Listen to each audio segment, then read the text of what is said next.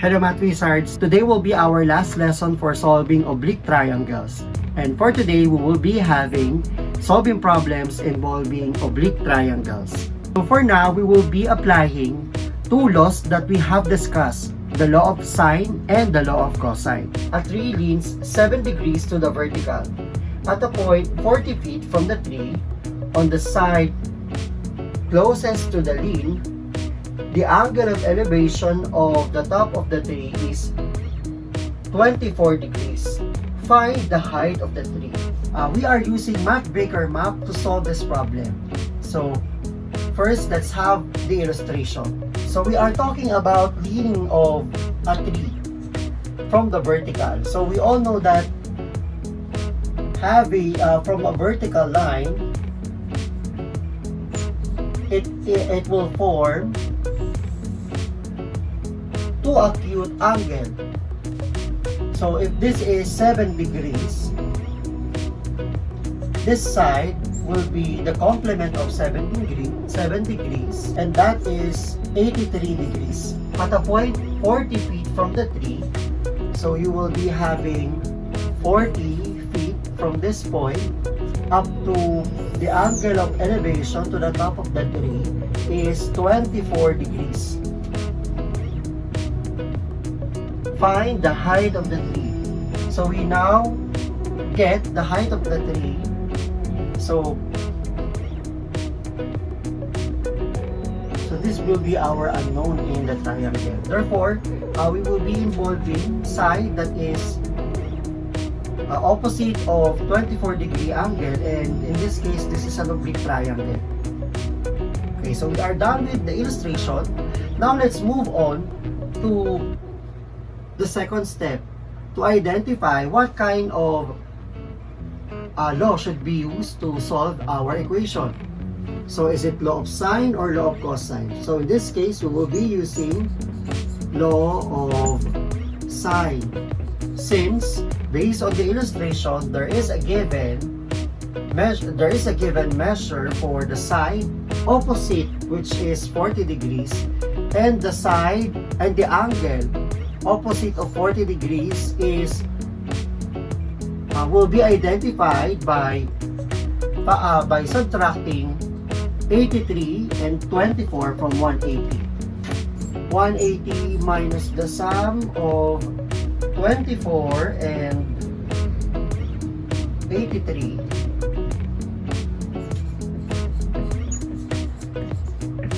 The answer is 73 degrees. So therefore, this is 73 degrees. We all now have a pair of angle measure and the side opposite of that angle. So therefore, we could use law of sine. Now let's have the equation. So the equation here will be a proportion from 40 over sine 73 degrees is equal to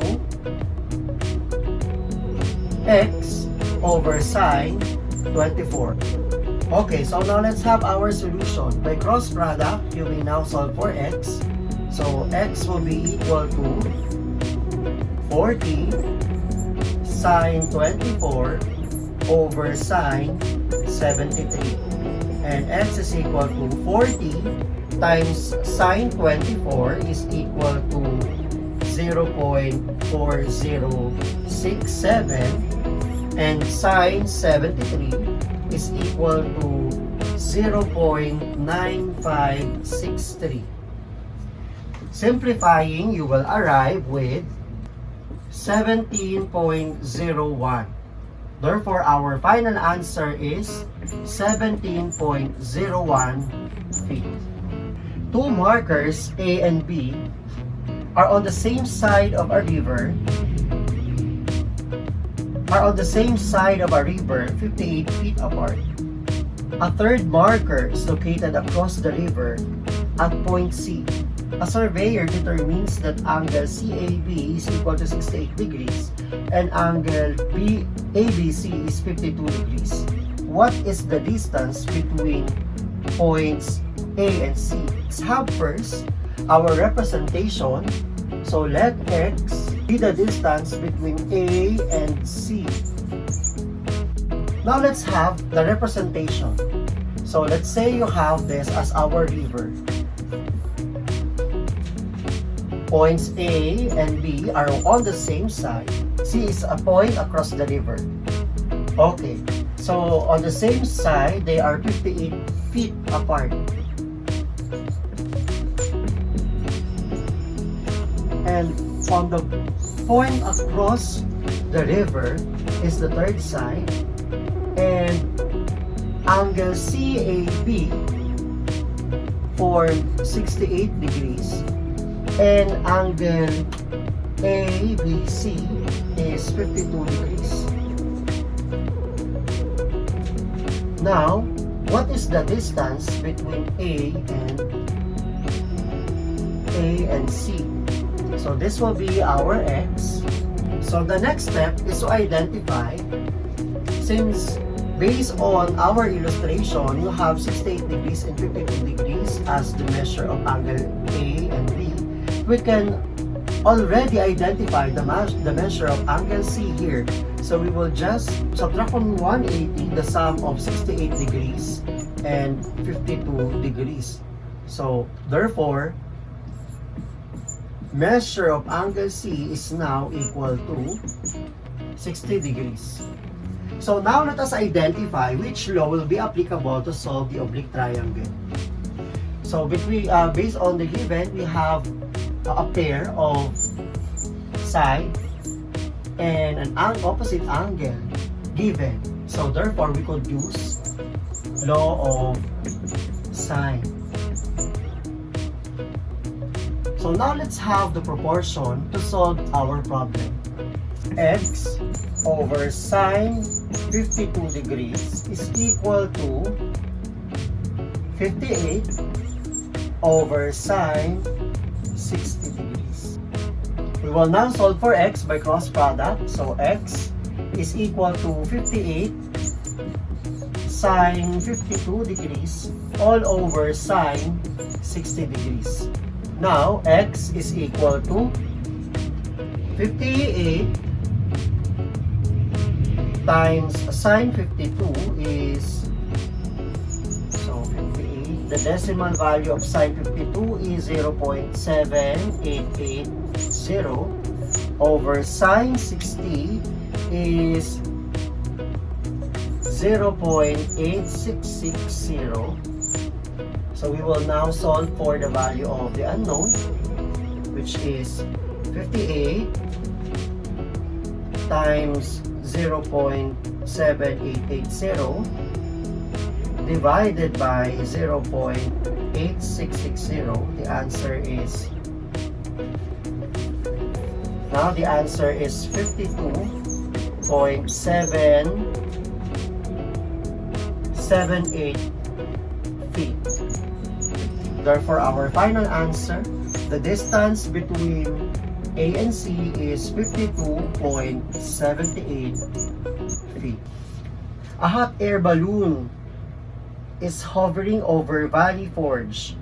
Person A views the balloon and an angle of elevation at 25 degrees, while person B views the balloon at an angle of elevation of 40 degrees.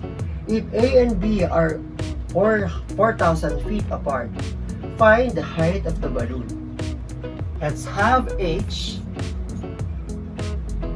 as the height of the balloon.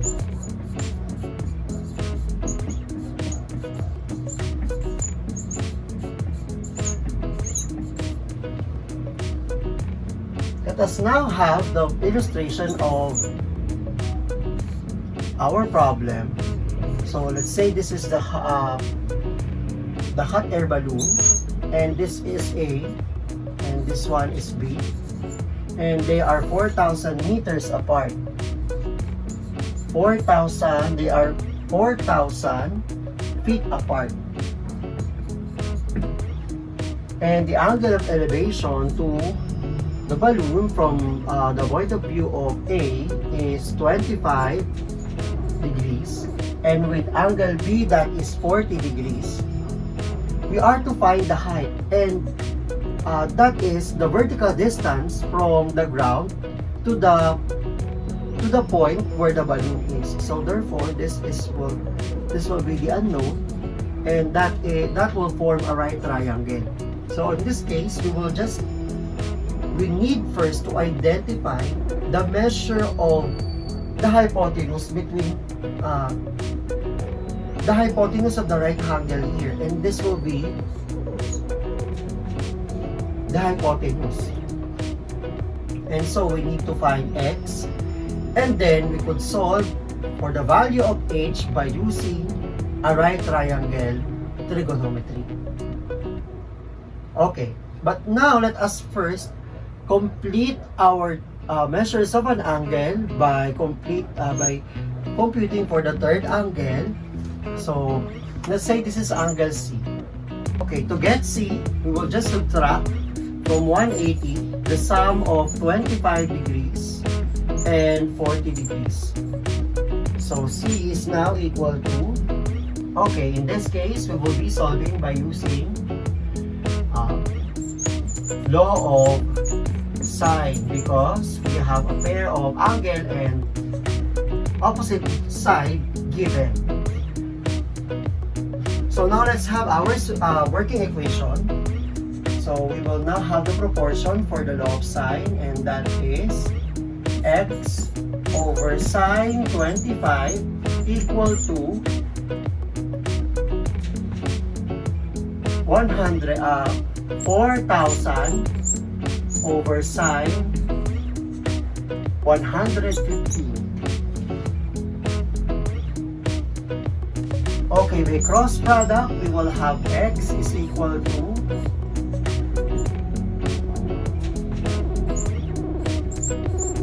4,000 times sine 25 over sine 115. So x is equal to sine 25 is equal to 0.4226 over sine 115, that is 0.9063. By simplifying, you will arrive with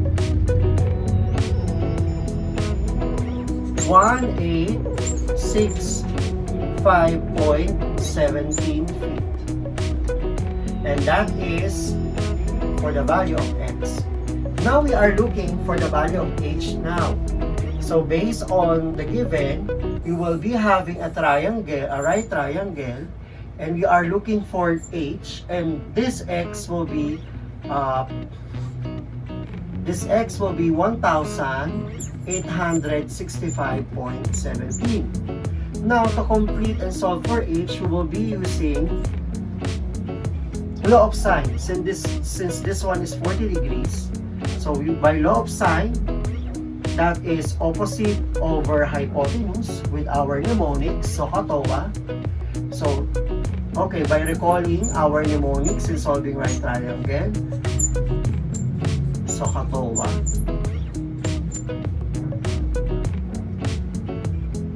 We will now have, so based on the figure, we will be using sine. So it involves the opposite side and the hypotenuse. So sine theta is equal to opposite over hypotenuse. Now let's have our equation now. So the equation now will be sine 40 is equal to the opposite side, which is h, and so we have now sine 40 is equal to h over 1,865.23. By cross product, you will now have h is equal to 1,865.23 times sine 40, and h is equal to 1,198.25. So our final answer will be 1,198.25 feet. For a regulation baseball field, The four bases form a square whose side is 90 feet long. The center of the pitching mound is 60.5 feet from home plate. How far is the mound from the first base? Now, let x be the distance of the mound from the first base. So for our illustration here, let's have the baseball team. And so the center or the pitching mound here is 60.5. So 60.5. And since it is at the center, therefore, this 90-degree angle formed by the angles of a square will be divided into 2. So this will become 45 degrees.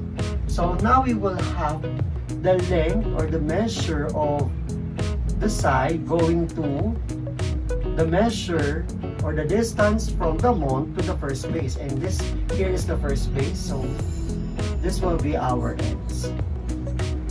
There is no pair of side and opposite angle given. Therefore, we could not use law of sine, but law of cosine. So now let's have the equation.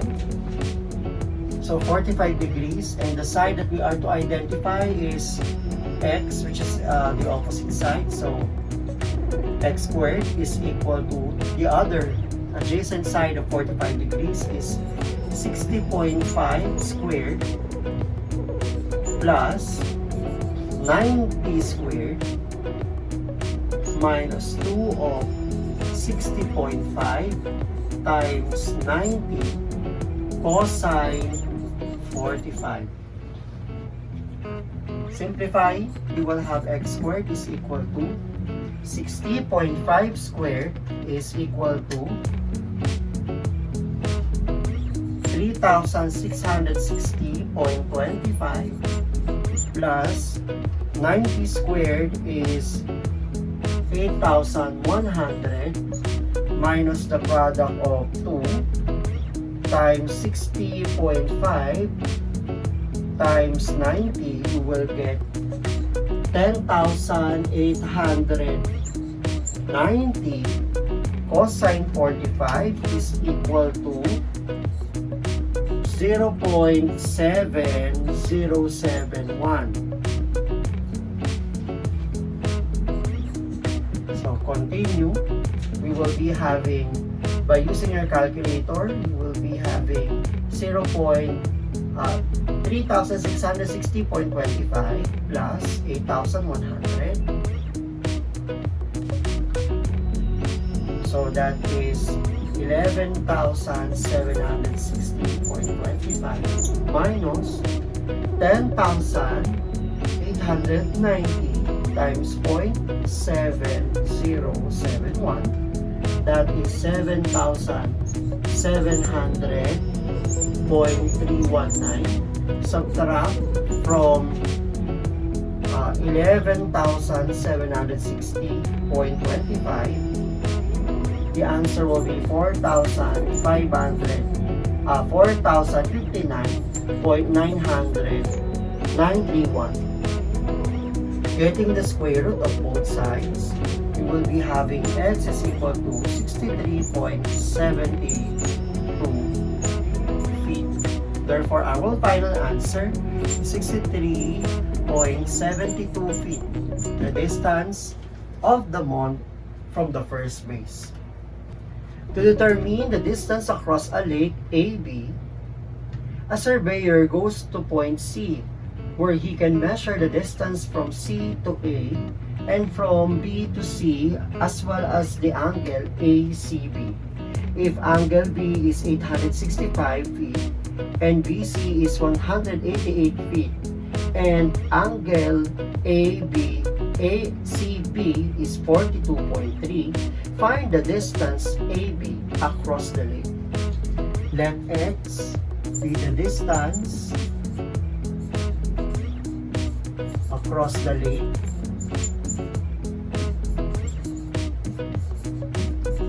AB.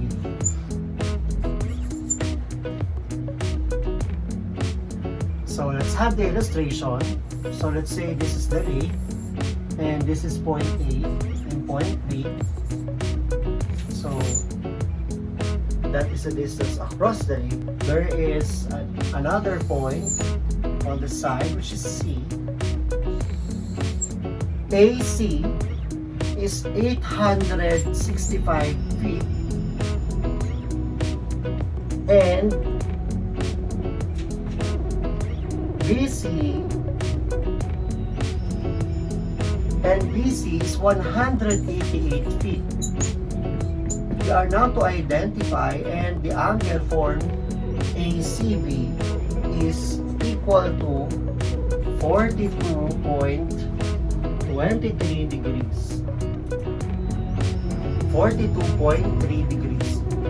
So, based on our illustration, we could not identify measure of angle A and B. So, we have no pair of angle that angle in its opposite side given. Therefore, we will be using law of cosine to solve the distance across the lake AB.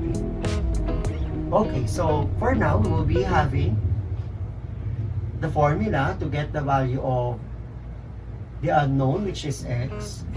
So that is x squared is equal to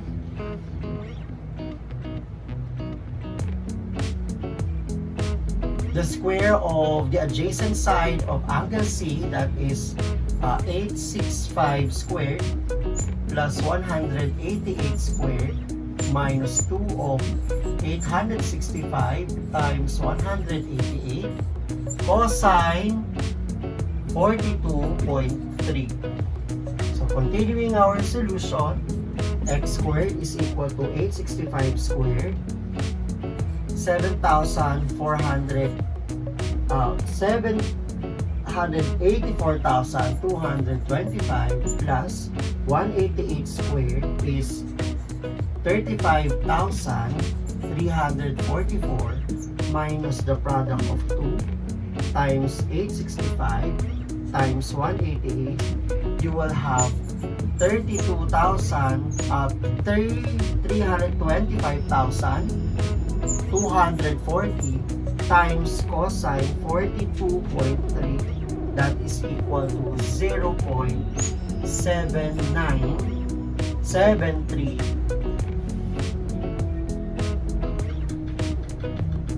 73963. Okay, so for now, let's simplify. So you have x squared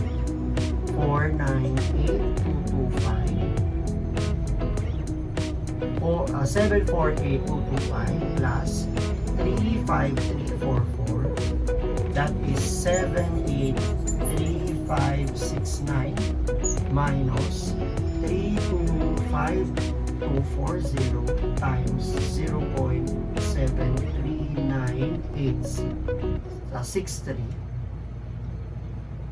You will have 240,557.2612.